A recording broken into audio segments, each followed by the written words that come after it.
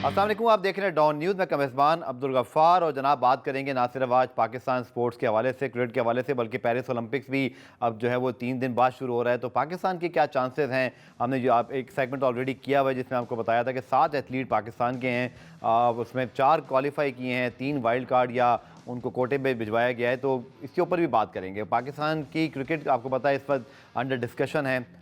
नए चेयरमैन के आने के बाद क्या कप्तान जो हैं वो अपनी पोजीशन बरकरार रख सकेंगे? बाबर आजम जिनको उन्होंने वर्ल्ड कप के लिए कप्तान बनाया था, और फिर चैंपियंस ट्रॉफी और आईसीसी मीटिंग, इस पर डिफरेंट पहलू हैं और आप उसको पसंद भी कर रहे हैं। आप सबका शुक्रिया खासतौर पर हमारे यूट्यूब चैनल पर, चूँकि हर मेहमान अपने तज़किये के साथ आ रहा है। चूँकि टॉपिक भी इतना मतलब इंटरेस्टिंग है कि क्या भारत की टीम पाकिस्तान आएगी, नहीं आएगी तो तब क्या होगा, इस मामले को हैंडल कैसे करना है। हर बंदे की अपनी ओपिनियन है, हर एक्सपर्ट अपनी लॉजिक के साथ आ रहा है। और आज मेरे साथ मौजूद हैं senior sports journalist Rishad Mahmood साहब, जिनको हम खुशामदीद कहते हैं अपने स्टूडियोज़ में। लेकिन उससे पहले आप देख लीजिए रीवले हेडलाइंस। तो जनाब बात तो हमने क्रिकेट की करनी थी, लेकिन हमारी हेडलाइन जो है वो आज फुल ऑफ पेरिस ओलंपिक्स। और रिशाद महमूद साहब जो कि खुद एडिटर हैं, बड़ी नज़र होती है हर इनकी खबर पर। सर बहुत शुक्रिया पहले तो ज्वाइन करने के लिए। 92 में हमने आखिरी मरतबा ओलंपिक्स में मेडल जीता, और उस दौरान आपने भी मुसलसल आपका कलम जो है वो खबरों को बेहतर बनाता रहा, एडिट करता रहा। एक खबर ना आई सर कि हम ओलंपिक्स में कोई मेडल जीतें। कितने अफसोस की बात है। जैसे हमारी हेडलाइन में था कि तकरीबन 23-24 करोड़ जो भी हमारी ऑफिशियल आबादी है, हम दुनिया में सबसे वर्स्ट रिकॉर्ड होल्डर हैं। और क्रिकेट में तो चलें बात करेंगे, वहाँ तो हम कंपेटिटिव तो हैं, वर्ल्ड कप में भी अगर हारते हैं तो इसलिए दिल दुखता है कि टीम फिर भी जीत सकती है। बट सर जो ओलंपिक्स में हमने मेडल नहीं जीता, ये क्या रिफ्लेक्ट करता है बतौर नेशन हमारी? और यकीनी तौर पर अरशद नदीम एक होस्ट, एक हमारे होप हैं, हमारे शूटर्स, उनसे मिरेकल की उम्मीद की जा सकती है, बट दैट्स इट। जी बिल्कुल आप सही कह रहे हैं गफ़ार। और ये मैं यहाँ पे मैं नेल्सन मंडेला का एक बड़ा तारीखी कोट है कि स्पोर्ट्स में जो अपील है पूरी कौमों को उठा देती है। मतलब ऐसा ज़बरदस्त वो चीज़ है जो उसको इतना निगलेक्ट करना। किसी भी स्पोर्ट्स को आप ले लें, क्रिकेट हमारा सबसे पॉपुलर स्पोर्ट्स था, वो भी अब ज़ुबू हाली की तरफ गामज़न है, अनफॉर्चुनेटली कहना पड़ता है। लेकिन ये कि इंफ्रास्ट्रक्चर को डेवलप नहीं किया गया इतने सालों में एथलीट्स को बाकायदा ग्रूम करने के लिए कोई एकेडमीज़ नहीं बनाई गई। जो एक सिस्टमेटिक डेवलपमेंट होती है और वो मुल्क का वक़ार होते हैं, प्राइड होते हैं, हमेशा दुनिया में नाम अपना रोशन करते हैं। एक ज़माने में तो कहा जाता था कि हनीफ मोहम्मद फजल महमूद की वजह से पाकिस्तान पहचाना गया, बाद में जहांगीर खान की वजह से, तो वो ज़माना ही चला गया। और वो उसको रियलाइज़ अनफॉर्चुनेटली हमारी गवर्नमेंट्स नहीं करती कि कितनी अपील है इस चीज़ में, कितनी पाकिस्तान की प्राइड है इस चीज़ में। तो मैं तो समझता हूँ कि ये बहुत ही अफसोस होता है कि पाकिस्तान का एथलीट जो है वो इस वक्त स्ट्रगल कर रहा है। सिर्फ 7 एथलीट जाना ओलंपिक्स में, ये तो पाकिस्तान एक ज़माना डेफिनेटली 125 का भी कंटिजेंट गया है पाकिस्तान का, तो इतना ज़्यादा तो ये यकीनन मायूसी है, डेफिनेटली बिल्कुल। और जैसे मैंने कहा रिशाद भाई कि अरशद महमूद जो हैं, अरशद नदीम, अब वो हमारी बहुत बड़ी होप हैं। और चूंकि उन्होंने रिसेंट ठीक है डायमंड में नहीं जीता, लेकिन उससे पहले कॉमनवेल्थ के अंदर, वर्ल्ड एथलेटिक चैंपियनशिप के अंदर शानदार परफॉर्मेंस, तो उम्मीद की जा सकती है रिशाद भाई जो मेहनत करके वो गए हैं, उनके एक साथ कोच भी इस पर ट्रैवल कर रहे हैं, कुछ इंजरी का प्रॉब्लम ज़रूर था, लेकिन शायद वो हमारे लिए हिस्ट्री तब्दील करने के लिए जो है वो इस बार गए हैं और बड़ी उम्मीदें हैं। लेकिन सिर्फ एक मेडल की उम्मीद सर? जी हाँ, ये आप सही कह रहे हैं। एक एक्स्ट्रा ऑर्डनरी भारत एथलीट है अरशद नदीम, जो कि अपनी पर्सनल हार्ड वर्क से पूरे साल वो हार्ड वर्क करते रहते हैं और उनकी कोशिश ये होती है कि वो बेहतर से बेहतर करें, बड़ा डिटर्मिन्ड होते हैं वो। लेकिन फिर भी आप ये देखें कि उनको कितनी लेट आके कुछ स्पॉन्सरशिप अब मिली है, वरना उनको पजीराई गवर्नमेंट लेवल पे या उस लेवल पे प्राइवेट सेक्टर से भी सपोर्ट जो उनको मिलनी चाहिए थी इतने भी एथलीट को। और उसके ऑपोजिट अगर आप देखें, आपने इंडिया का भी नाम दिया कि वहाँ नीरज शर्मा जो है, उनके आप देखें 14 स्पॉन्सर्स हैं उनके, और क्या क्या किस लेवल की स्पॉन्सरशिप उनको दे रहे हैं। तो मैं समझता हूँ अरशद नदीम जैसे टैलेंटेड आदमी की तो बेहतरीन स्पॉन्सरशिप, बेहतरीन पजीराई होनी चाहिए मुल्क की तरफ से कि वो बेहतर से बेहतर फैसिलिटीज़ उनको मिले। डेफिनेटली एक मेडल होप है। लेकिन मैं समझता हूँ कि पाकिस्तान के शूटर्स भी जितने भी जा रहे हैं, वो एक बात मैं कहूँगा कि शूटर्स ने हमेशा अच्छा परफॉर्मेंस दिया है, बिल्कुल, और क्वालिफाई करके गए, कोई वाइल्ड कार्ड नहीं है, कोटा नहीं है, बिल्कुल। तो ये है कि ये उम्मीद रखनी चाहिए कि यकीनन शूटर्स भी कोई सरप्राइज कर सकते हैं। ठीक है सर, आप अहाता कैसे करते हैं ये जो 30 साल में हमें मेडल नहीं मिल सका? स्पोर्ट्स बोर्ड और पीओए की आपको पता है लड़ाइयाँ भी चलती रहीं, पैरेलल बॉडीज बनती रहीं। आरिफ हसन साहब ने एक लंबे अरसे पीओए के अंदर जो है वो इक़्तिदार को संभाली रखा। पाकिस्तान स्पोर्ट बोर्ड में तो समझ नहीं आया, वो खबर आपने भी उस मकान में ज़रूर एडिट की होगी कि आप कुछ पिछले ओलंपिक्स में कितना बड़ा बजट इस्तेमाल हुए बगैर पीएसबी से गवर्नमेंट को वापस गया। इससे ज़्यादा दुख की बात हो नहीं सकती। लेकिन 25 करोड़ की आबादी में, 24 करोड़ की आबादी में 7 एथलीट का जाना, 11 हमारे ऑफिशियल गए हैं, 18 लोग हैं। क्या समझते हैं सर इसको? चले जो हुआ सो हुआ, इरशाद भी अगर बेहतर करना है तो इंडिया हमारे सामने एक एग्जाम्पल है।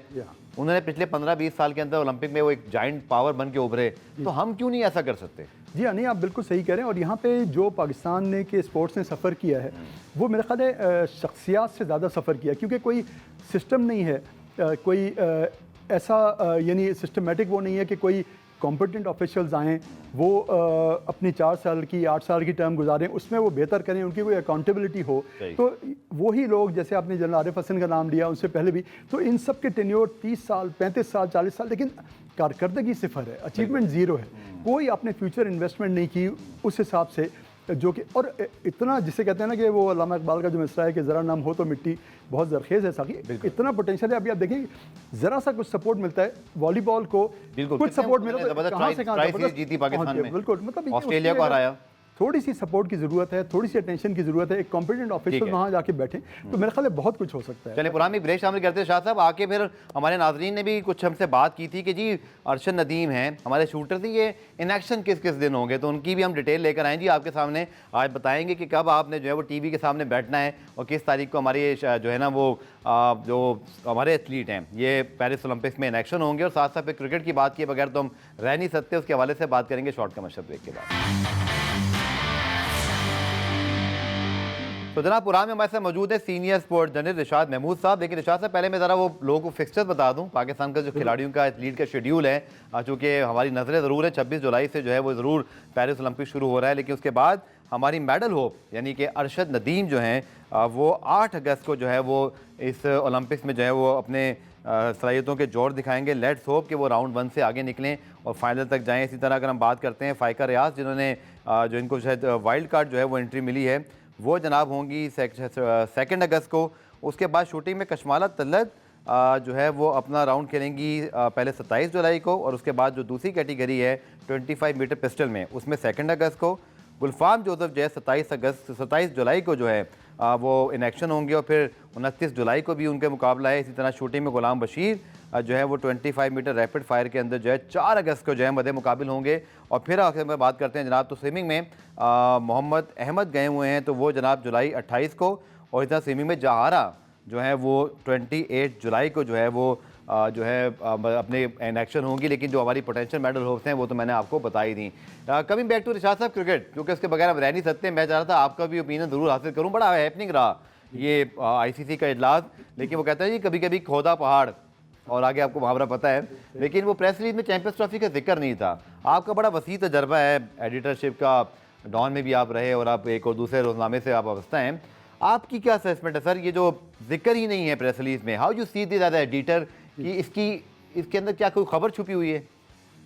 देखिए आपकी बात सही है, और जो इंडिया है उसको वो तो अरसे से कहा जाता है कि ICC का नाम भी इंडियन क्रिकेट काउंसिल है, तो वो टोटली डिक्टेट करते हैं उनको, और जिस तरह से वो चाहते हैं उसको मनूवर करते हैं। लेकिन मैं ये समझता हूँ कि जब पिछले साल नवंबर में बहुत मिन्नत समाजत के बाद पाकिस्तान क्रिकेट टीम की शिरकत इंडिया ने यकीनी बनाई थी कि वर्ल्ड कप के लिए 50 ओवर वर्ल्ड कप के लिए आ जाएं, पाकिस्तान उस वक्त स्टैंड ले रहा था जी। और ये करने की, मेरे ख्याल में उसको कैश इन करना चाहिए था पाकिस्तान को। उस वक्त जाके कोई एक डेफिनेट एक स्टांस ये देना चाहिए था कि हम आ तो गए हैं, और हम उसके बावजूद आए हैं कि इतने पाकिस्तान में किसी को वीज़ा नहीं दिया गया, और पाकिस्तान की टीम को सर नहीं मिले जी, पाकिस्तान को कई जगह सिक्योरिटी थ्रेट्स थी, बाज़ जगह एम्प्टी स्टेडियम भी मैच खेले गए, लेकिन उसके बावजूद पाकिस्तान टीम ने शिरकत की। अब उस वक्त पाकिस्तान को एक बड़ा सॉलिड स्टैंड देना चाहिए था कि ये ऐसे नहीं होगा, आप हम आ रहे हैं तो फिर आप डेफिनेट हमें कोई गारंटीज़ दें कि हम चैंपियंस ट्रॉफी 2025 में आपको हम होस्ट करेंगे।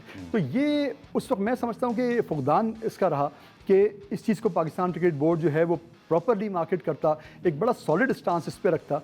लेकिन देखिए फिर वही बात है जो मुझे आरिफ अब्बासी साहब की बात याद आती है कि जो पाकिस्तान क्रिकेट की जो इस वक्त बदहाली है या तनज़ुली है, उसका मेन कॉज एडहॉकिज्म है। बिल्कुल, जो पहले पाकिस्तान क्रिकेट बोर्ड का जो आदमी कभी कोई चेयरमैन है, कभी वो पूरा बोर्ड चेंज हो जाता है, और उसके अलावा जो उनकी जनरल बॉडी सेलेक्ट करती थी, मतलब एक बड़ा तारीखी जुमला आरिफ बाजी साहब का है कि 9 का स्टाफ होता था पाकिस्तान क्रिकेट बोर्ड में, हमने 2 वर्ल्ड कप करा लिए पाकिस्तान में, 9 के स्टाफ है। अब इस वक्त 756 का स्टाफ है पाकिस्तान क्रिकेट बोर्ड का, और वर्ल्ड कप तो दूर, हम एक इवेंट कराने के लिए भी।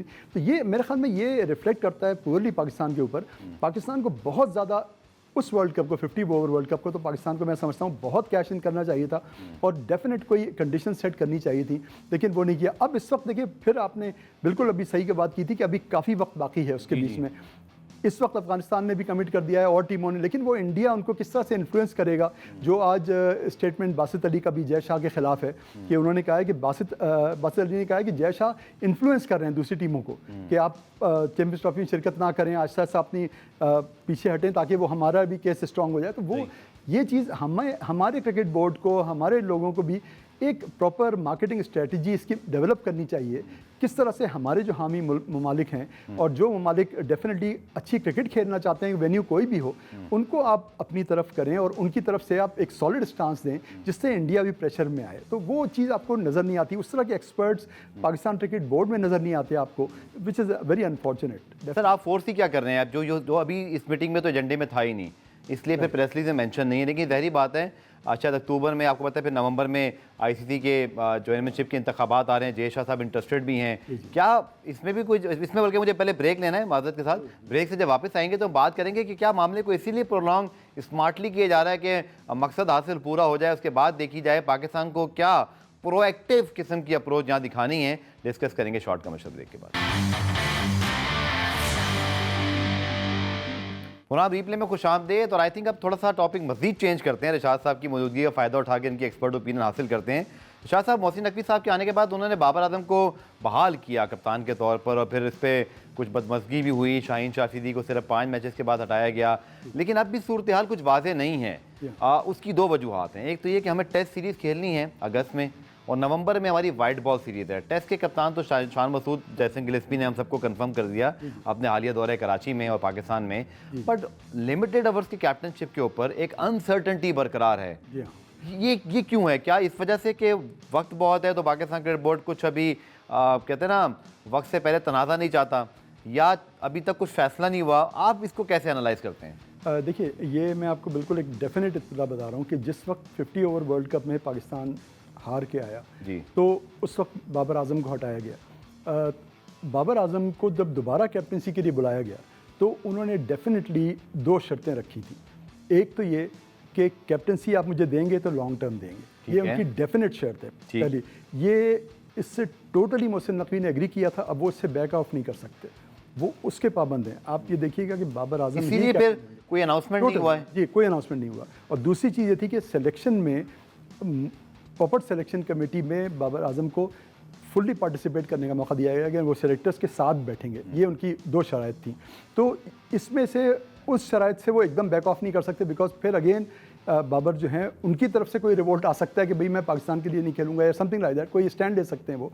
लेकिन ये डेफिनेट मैं आपको, यानी आप समझ सकते हैं कि तकरीबन हॉर्सेस माउथ से आपको बता रहा हूँ कि ये उनकी कंडीशन थी कि अब मैं बार बार, आप जलील अब हटा दिया आपने, दोबारा बुला रहे हैं, और इतनी ज़्यादा जब उनको शाहीन को हटा दिया गया, दोनों में बरकरार रखा जाएगा आपके ख्याल में? मेरा ख्याल है कि एक में तो डेफिनेटली रखा जाएगा। हो सकता है वनडे शायद करीब है, चैंपियंस ट्रॉफी करीब है। जी हाँ, बिल्कुल वनडे में उनको डेफिनेटली रखा जाएगा। T20 से हो सकता है कि किसी और ऑप्शन को करें, कंसिडर करें, लेकिन ये मैं आपको बता रहा हूँ कि ये डेफिनेट बात है। और ये इसीलिए अगर आप वो देखें कि जब उनको दोबारा कैप्टनसी की ऑफ़र दी गई थी उसके बीच में और T20 वर्ल्ड कप से पहले, और उसके एक्सेप्ट करने में उन्होंने काफ़ी वक्त लगाया। वो वक्त यही था कि वो अपनी टर्म्स एंड कंडीशन मनवा रहे थे। इस दफ़ा आप मेरे साथ वो नहीं करेंगे कि आप हार के आता हूँ तो हटा देंगे। शाह साहब, आपने तो उस ज़माने में भी खबरों को एडिट किया और उनको सुपरवाइज़ किया और रिपोर्टर्स की खबरों को बड़ी बारीक बीनी से देखा। जब बड़े बड़े स्टार्स खेला करते थे 90s में, तो बड़ी बड़ी लड़ाइयाँ भी हुई, 5-5 कप्तान एक साथ खेलते थे, रिफ भी हुई, लेकिन वो बड़े सुपरस्टार्स थे। वो कंट्रोवर्शियल ज़रूर हुए किसी वजह से, लेकिन वो सब सुपरस्टार थे। मैं किसी का नाम नहीं ले रहा, दुनिया सब उनकी परफॉर्मेंसेस को जानती है। वसीम अकरम की बात करो, वक़ार यूनुस की, इंज़मामुल हक की, मुइन खान की, इसी तरह आप बात कर लेते हैं सईद अनवर की। बट सर, आपने देखा जो वर्ल्ड कप के अंदर बाद में गैरी कस्टन की रिपोर्ट आई, जिसके अंदर वो एक उनकी स्पीच का जिक्र भी था, वो जो रिफ्ट पैदा हो गई है इस फैसले के बाद, उसने परफॉर्मेंस पे ठीक ठाक असर डाला। तो क्या 90s की तरह ये चीज़ प्रोलॉन्ग होती जाएगी, या प्लेयर्स पावर को किसी तरह कर्व किया जाएगा? तीनों खिलाड़ियों को जो एनओसी नहीं दिया गया दी 100 के लिए, कहीं ना कहीं बोर्ड ने इसमें एक ना अपना एक पैगाम तो दिया है कि हम आपसे ज़्यादा ताकतवर हैं। आप कैसे देखते हैं सिचुएशन? जी हाँ, नहीं, आपकी बात बिल्कुल सही है। पाकिस्तान क्रिकेट में तकरीबन हर दौर में एक प्लेयर पावर रही है, और हर थोड़े दिन पे एक दोबारा एक प्लेयर का ग्रुप होता है जो बहुत पावरफुल हो जाता है, जो सुपर स्टार्स होते हैं, वो अपनी टर्न डिक्टेट थोड़ी परफॉर्मेंस आ जाती है और डेफिनेटली। और इसमें सबसे बड़ा एग्जांपल वो था कि 1981 में जब जावेद मियाँदाद को कैप्टन बनाया गया श्रीलंका के खिलाफ, तो श्रीलंका को टेस्ट स्टेटस मिला और श्रीलंका की टीम यहाँ पे आई तो रिवोल्ट हुआ, तो 7 खिलाड़ियों ने रिवोल्ट किया। लेकिन उस वक्त एयर मार्शल नूर खान जैसा ज़बरदस्त दबंग पाकिस्तान क्रिकेट बोर्ड का चेयरमैन था, जिन्होंने कहा कि जो बाहर हैं वो नहीं खेलना चाहते मियाँदाद के अंडर, वो नहीं खेलें। और इसीलिए फिर सलीम यूसुफ, सलीम मलिक, रमीज़ राजा, ताहिर नक्काश, कितने लोगों ने डेब्यू किया और उस यंग टीम ने श्रीलंका को हरा दिया। तो उसके बाद अनकंडीशनल उन्हीं 7 सुपरस्टार्स की वापसी हुई और वो जावेद मियाँदाद के अंडर खेले। तो ये उस तरह का कोई एक आदमी जो ऐसा स्टैंड। अब आप सर सिचुएशन कैसे देखते हैं और आपको लगता है ये टीम यूनाइटेड है? जी हाँ, ये देखिए, इसमें मैं एक बात कहूँगा कि ये पाकिस्तान क्रिकेट बोर्ड को बहुत पहले करना चाहिए था, जब ये रूमर्स उठ रहे थे कि एक रिफ्ट है। मैं समझता हूँ 2-3 लोग ऐसे हैं जिनकी सारे प्लेयर्स रिस्पेक्ट करते हैं, यूनुस खान है और भी 2-3 खिलाड़ी हैं। मैं समझता हूँ ये लोग बहुत बड़ा किरदार अदा कर सकते हैं कि इन जिन लोगों में रिफ्ट है, जिन लोगों में कुछ दिल उनके ख़राब हो गए हैं आपस में एक दूसरे के, उनको साथ बिठा के एक बिल्कुल क्लियर करें एयर को, एक सबको कहीं इज्जत से करें। सर ये काम नहीं कर सकते क्योंकि वो तो मैनेजमेंट में है, या तो फिर उनको ही काम करना चाहिए आपके ख्याल में? जी हाँ, मेरे ख्याल में करना चाहिए, लेकिन भी हैं। जी हाँ, वो भी बात सही है, लेकिन वो आई थिंक क्योंकि बहरहाल वो एक सेटअप में नए हैं पाकिस्तान के, तो उसमें ज़रूरी है कि हमारे कल्चर में ज़रा अपने लोग बैठे हैं तो कुछ बात लोग बैठे हैं और बिल्कुल और रिस्पेक्टेड लोग जो कई लोगों के यंग प्लेयर्स के मेंटोर्स भी हैं, उनकी बात यंग प्लेयर्स सुनेंगे डेफिनेटली। तो मैं ये समझता हूँ कि ये एफर्ट पाकिस्तान क्रिकेट बोर्ड को 25 दिन 20 दिन पहले कर लेनी चाहिए थी, जबकि उसको प्रोलॉन्ग कर रहे हैं। आपको लगता है सर कोई हेडलाइन इजाज़ बट के दौर में, मरहूम इजाज़ बट के दौर में जब एक प्रेस रिलीज आया, पाबंदियाँ, कुछ ऐसा होगा या आप समझते हैं ये सब बातें ही हैं बस? आपको क्या लगता है? नहीं, मुझे तो लगता है कि इस दफ़ा भी सिर्फ बातें ही हैं, क्योंकि अब देखिए ना कि जो खबर आ रही है कि कितने वेटरन क्रिकेटर्स को पाकिस्तान क्रिकेट बोर्ड फिर दोबारा शरीक कर रहा है, कोई ना कोई ओहदा, कोई कमेटी बना रहा है, उसमें वो सारे ही लोग शामिल हैं जिन पे कोई ना कोई इल्ज़ाम लगते रहे और फिर वो दोबारा आने। तो वो मैं समझता हूँ कि एक्शन जो है वो उन चंद लोगों के खिलाफ ज़रूर हो जाएगा कि जिस तरह के वक्ती तौर पे शादाब की फॉर्म सही नहीं है, इफ्तिखार के ऊपर वो टीम से ड्रॉप हो जाएंगे, बिल्कुल ये हो जाएगा। लेकिन फिर उसके बाद कम बैक करना नहीं, बिल्कुल नहीं, मैं नहीं देख रहा हूँ उसमें। मैं समझता हूँ कि वही स्टेटस को चलता रहेगा। चलिए, बहुत बहुत शुक्रिया इरशाद साहब, आपके साथ ओलंपिक्स पर, पाकिस्तान स्पोर्ट्स पे, क्रिकेट पर बड़ी सैर हासिल गुफ्तगू रही, आपका बहुत शुक्रिया। प्रोग्राम में ब्रेक शामिल करते हैं, ब्रेक से जब वापस आएंगे तो ई गेमिंग और गेमर्स और गेमिंग जो है पाकिस्तान में अब बड़ा नाम कमा रहे हैं और ये एक इंडस्ट्री और एक बड़ी मिलियनर और बड़ा पैसा भी इसके अंदर मौजूद है, परफॉर्मेंसेस भी आ रही हैं, डिस्कस करेंगे शॉर्ट कमर्शियल ब्रेक के बाद। प्रोग्राम रीप्ले में और स्पेशली डॉन न्यूज़ में हमारी कोशिश होती है कि जो तमाम खेलों को जो है वो टाइम दिया जाए, और आजकल गेमिंग कह लें, ई गेमिंग कह लें, बहुत सारे नाम हैं, लेकिन सबसे अच्छी बात यह है कि इंटरनेशनल स्तर पर पाकिस्तान की परफॉर्मेंसेस आउटस्टैंडिंग हैं। अरसलान ऐश का नाम तो हम सुन रहे हैं टेक के हवाले से, लेकिन एक और सुपरस्टार भी अब उभरे हैं, जनाब अब्दुल रहमान आतिफ इनका नाम है। सिर्फ 22 साल के हैं, है तो सियालकोट से लेकिन कतर में रहते हैं, और अभी इन्होंने कॉल ऑफ ड्यूटी जो वार जोन टूर्नामेंट है उसके अंदर आउटस्टैंडिंग परफॉर्मेंस दी, बहुत सारी टीम्स थी, उसके अंदर तकरीबन समझ लें इसमें टॉप पोजीशन हासिल की। बहुत शुक्रिया अब्दुल रहमान ज्वाइन करने के लिए। एक नया हमारे लिए, शायद आप तो बहुत एक्सपर्ट हैं, आप तो इसके बारे में बहुत कुछ जानते हैं, लेकिन मैं चाहूँगा एक प्योर पर्सपेक्टिव से बताइएगा, जो हमारी एक आम आदमी इसको देखता है, नाजरीन हमारे देखते हैं, ये गेमिंग मतलब क्या है? मतलब आप जो नॉर्मल गेम्स खेलते हैं, क्या वो प्रोफेशनली खेलते हैं तब आप उस गेमिंग में आते हैं, या जैसे कॉल ऑफ ड्यूटी एक वार जोन टूर्नामेंट है, इसकी एंट्रीज होती हैं? हाउ टू गेट स्टार्ट, और अपनी जर्नी के बारे में बताइएगा प्लीज़। जी, तो मैं तो ये बहुत टाइम से कर रहा हूँ, 2012 से गेम खेल रहा हूँ। कॉल ऑफ ड्यूटी जो खासकर गेम है 2012 से खेल रहा हूँ, और मतलब शुरू से हम लोग ये ग्राइंड कर रहे थे, मतलब हमारी टीम होती थी तो ग्राइंड तो बहुत लंबी थी। मतलब शुरू में हम लोग मिडिल ईस्ट के जो टूर्नामेंट थे वो खेलते थे, वो जीतते थे। उसके बाद यूरोप साइड पे जाना शुरू हुए, वो भी खेले हमने, वो भी जीते। जी। तो ऐसे मतलब स्टेप बाय स्टेप ऊपर जाते रहे हम लोग। तो इन द एंड फिर हमें ये वर्ल्ड कप का चांस मिला, और ऊपर से वर्ल्ड सीरीज के लिए हम भी क्वालिफायर जो खेले, तो वहाँ पर हम लोग दुनिया के टॉप प्लेयर्स के अगेंस्ट जब खेले तो मतलब वहाँ पर रियल मुकाबला शुरू हुआ, क्योंकि शुरू में हम लोग सिर्फ मिडिल ईस्ट पे खेलते थे। जी ठीक है। आपने वर्ल्ड सीरीज का जिक्र किया, फिर आपको सऊदी जो ई स्पोर्ट्स है वहाँ के लिए भी जो है इनवाइट किया गया, कुछ इस बारे में बताइएगा कि जो अचीवमेंट आपने माशाल्लाह हासिल की वो तो ज़बरदस्त है, टॉप पोजीशन उस इवेंट के अंदर, लेकिन जो अब आने वाले क्या आपके टास्क हैं जो आपको अपॉर्चुनिटीज़ मिल रही हैं?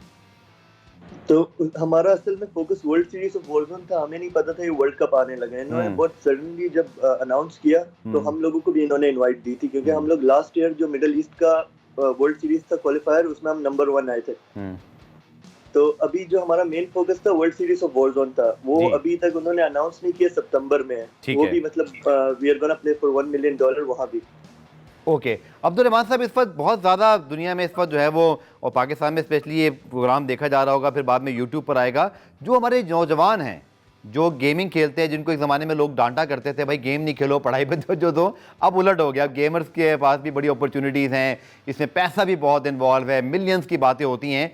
ज़रूर बताइएगा अब्दुल रहमान, जो हमारे बच्चे देख रहे हैं, किस तरह वो इसमें एक्सपर्ट हो सकते हैं, कैरियर बना सकते हैं, पैसा कमा सकते हैं, how to get start actually. अगर कोई नया बच्चा है जिसको बिल्कुल नहीं पता लेकिन वो चाहता है खेलना, आपकी तरह इंटरनेशनल गेमर बनना चाहता है, उसको करना क्या पड़ेगा? असल में वही है, शुरू में मतलब हम लोग जहाँ से बिलोंग करते हैं, जैसे अब मैं भी पाकिस्तान से हूँ, तो हमारी फैमिली में मतलब गेमर जैसा कुछ भी नहीं होता। तो मतलब शुरू में हम लोग भी, जब मैं भी खेलता था तो मेरे अम्मी अब्बू भी कहते थे मतलब इसमें कुछ नहीं रखा, लेकिन अब यही कहते हैं कि गेम ही खेलो। क्योंकि अभी जो मतलब कम्युनिटी ऊपर आ रही है और जो सब कुछ आ रहा है वो गेमिंग से ही हो रहा है। जी जी। और जो मतलब अभी न्यू जो बच्चे आ रहे हैं, अगर देख, अभी मैं जहाँ पर जिस कम्युनिटी में खेलता हूँ, पाकिस्तानी भी न्यू बच्चे हैं, बहुत अच्छी गेम खेलते हैं। तो उनको मैं एडवाइस करता हूँ ये वाले टूर्नामेंट खेलो, ये करो। क्योंकि अगर जिस फील्ड में मैं हूँ, जैसे कॉल ऑफ ड्यूटी हो गया, उसमें टूर्नामेंट्स होते हैं, ट्विटर टूर्नामेंट्स होते हैं, तो मैं सबको यही रेकमेंड करता हूँ, मतलब ट्विटर टूर्नामेंट से शुरू करो। मतलब लोएस्ट से आप शुरू करो और ऊपर जाते रहोगे, आपको नोटिस करते रहेंगे लोग। चलिए, बहुत शुक्रिया Abdul Rahman, and best of luck for the future assignment. और जैसे अब्दुल रहमान ने कहा, गेम खेलने पे डांट पड़ा करती थी, अब जब कैरियर बन गया तो माँ बाप खुद कहते हैं जी गेम खेलें, चूंकि इसमें कैरियर है। तो ज़रूर मैं समझता हूँ एक बड़ी एक्साइटिंग चीज़ है। इंशाल्लाह और गेमर्स को भी इनवाइट करेंगे, इस टॉपिक को आगे लेके बढ़ेंगे, ताकि हमारे जो बाकी बच्चे हैं अगर गेमिंग खेलते हैं तो वो प्रोफेशनली भी गेमर बने और पाकिस्तान का नाम भी रोशन करें। पुनाम रीप्ले में आज के लिए इतने, कल दोबारा से मुलाकात होगी, तब तक के लिए अल्लाह हाफ़िज़।